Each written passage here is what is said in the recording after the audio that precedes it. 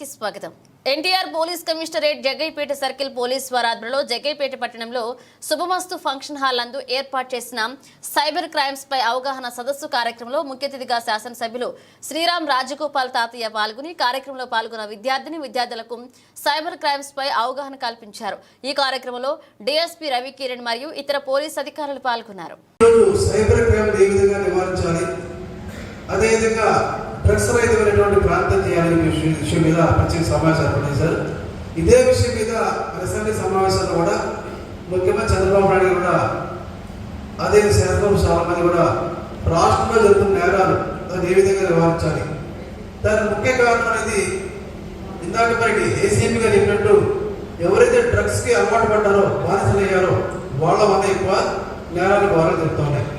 హత్యలు కావచ్చు, ఆత్మహత్యలు కావచ్చు, మహిళల అగత్యాలు కావచ్చు, దోపిడీ కావచ్చు, రాబరీస్ కావచ్చు, ఇవన్నీ కూడా ఎక్కువ శాతం అబౌవ్ 50% ఎవరైతే డ్రగ్స్కి బాధితులయ్యారో వాళ్ళు చేస్తా ఉన్నారు.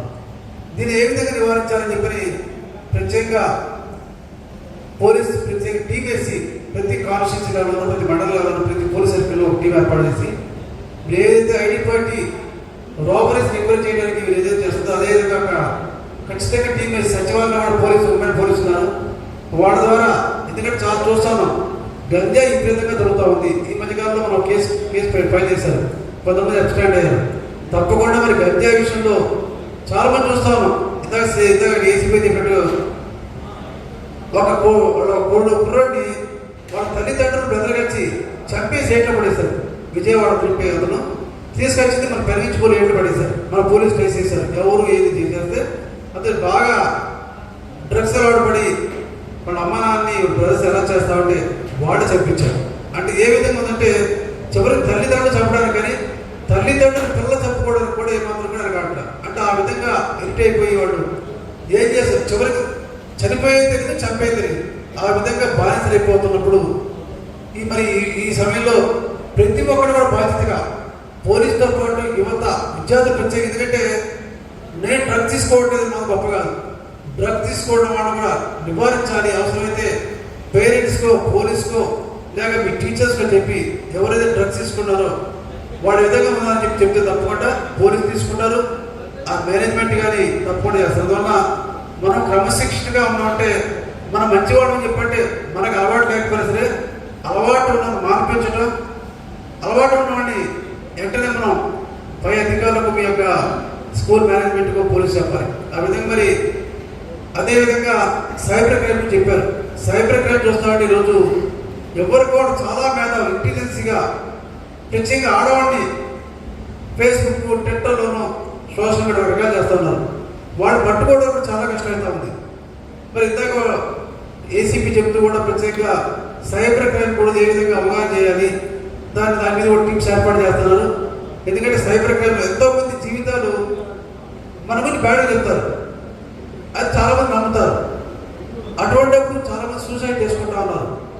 అటువంటి సైబర్ క్రైమ్ కొంత విధంగా బ్యాంకు ఓటీపీ వచ్చి బ్యాంకుల అమౌంట్ని వాడు కాజేయటం, లేదా మన సంబంధించిన ఆడపిల్లలు ఎలా చేయటం, అదేవిధంగా ఏదో బ్లాక్మెయిల్ చేయటం.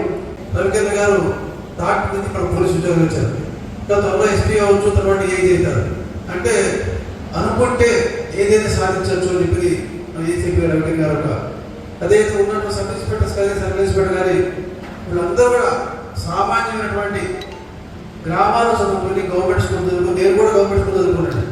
అందువల్ల ఎందుకు చెప్తానంటే అది గవర్నమెంట్ స్కూల్ విలేజ్ సిటీ అనేది కాదు, పట్టుదల అంటే తప్పకుండా ఏదైనా సాధించవచ్చు అనే విషయం చెప్తా ఉన్నాను. సభ మీద ఉన్నటువంటి పోలీస్ ఆఫీసర్స్కి ప్రత్యేక ధన్యవాదాలు తెలియజేస్తూ చంద్ర బాలబాలికలందరూ కూడా అభినందనలు తెలియజేస్తా ఉన్నాను. మనం కూడా డిస్కస్ చేయొచ్చు ఆ విధంగా ఈ సైబర్ క్రైమ్ను ఏ విధంగా నివారించాలి, సమాజంలో ఉన్నటువంటి డ్రగ్స్ని ఏ విధంగా నివారించాలి ఈ విషయం మీద మీరందరూ కూడా బాధ్యులైతే మీతో పాటు మేము పోలీసు అందరూ కూడా సమాజంలో మంచి సమాజం ఏర్పాటు చేయడానికి అందరూ కూడా ముందుకు పోవాలి. అదేవిధంగా యూత్ చూస్తా ఉన్నాం, గతానికి ఇప్పుడు చూస్తా ఉంటే యూత్ మానసికంగా ఫిజికల్గా ఫిట్నెస్ ఉన్నట్ల ఏది చిన్న ఇష్యూ వచ్చినా సరే ఊరికే నిరుచబడిపోతా ఉన్నారు. అదేవిధంగా స్ట్రెంగ్త్ చూస్తా ఉంటే బలవంగా ఏమాత్రం కూడా బలిష్టంగా ఉండటం కారణం ఏ కాడికి స్కూలు కాలేజీ చదువు తప్ప ఎవరు కూడా వ్యాయామం చేయట్లేదు. ఏ కాడికి కూడా తీసుకున్న డైట్ కూడా మంచి డైట్ తీసుకోవట్లేదు. ఎప్పుడు కూడా స్ట్రెస్ ఫీల్ అవుతూ ఉంటారు. ఏదో జరిగిపోతుంది, ఏదో ఉద్యోగం రాలేదు, లేదా వాడు చాలా ఎంజాయ్ చేస్తున్నారు, మనం చేయలేకపోతా ఉన్నాం. అటువంటి ఆలోచన కాకుండా ప్రతి ఒక్కరు కూడా శారీరక మానసిక బలం కావాలి, ఎథిక్స్ ఉండాలి.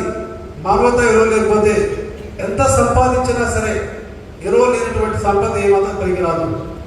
ఎప్పుడు కూడా మనం ఫేస్బుక్ చూస్తూ ఉంటాం, దానికి టైం తగ్గించండి, ప్లే గ్రౌండ్కి వెళ్ళండి. మంచి వాళ్ళకి మెసేజ్ చేద్దాం. అబ్దుల్ కలాం కావచ్చు, స్వామి వివేకానంద కావచ్చు, అటువంటి ఒక మెసేజ్ వాడి జీవిత చరిత్రలు ఏంటి అటువంటి తెలుసుకొని మనం కూడా గోల్ తీసుకొని నిజంగా అబ్దుల్ కలాం గారు తెలుసుకుంటే చాలా సామాన్యుడు. చిన్నప్పుడు పేపర్ వేసుకుంటూ పేపర్ బాయ్గా ఎదిగి చివరికి మనకి భారత రాష్ట్రపతి అయినటువంటి అబ్దుల్ కలాం గారి చరిత్ర తెలుసుకోవాలి. స్వామి వివేకానంద చెప్పిన స్పీచ్ నిజంగా ప్రపంచంలో గొప్పగా చెప్తారు వివేకానంద స్పీచ్. మరి ఇటువంటి మహనీయుల యొక్క చరిత్రలో మహనీయుల యొక్క మెసేజ్ తెలుసుకొని మనందరూ కూడా మంచి ఆదర్శవంతుల వ్యక్తులుగా సమాజం చేయాలని చెప్పి అందరూ కోరుతూ, ప్రత్యేక పోలీసు అధికారులు ఈరోజు ఏర్పాటు చేసి సంతోషం తెలియజేస్తూ, తప్పకుండా మన ప్రాంతంలో డ్రగ్స్ రహితమైనటువంటి ప్రాంతాన్ని తీర్చిదిద్దాలని చెప్పి సైబర్ క్రైమ్ కూడా పూర్తిగా అవగాహన ఉండాలని కోరుతూ సెలవు.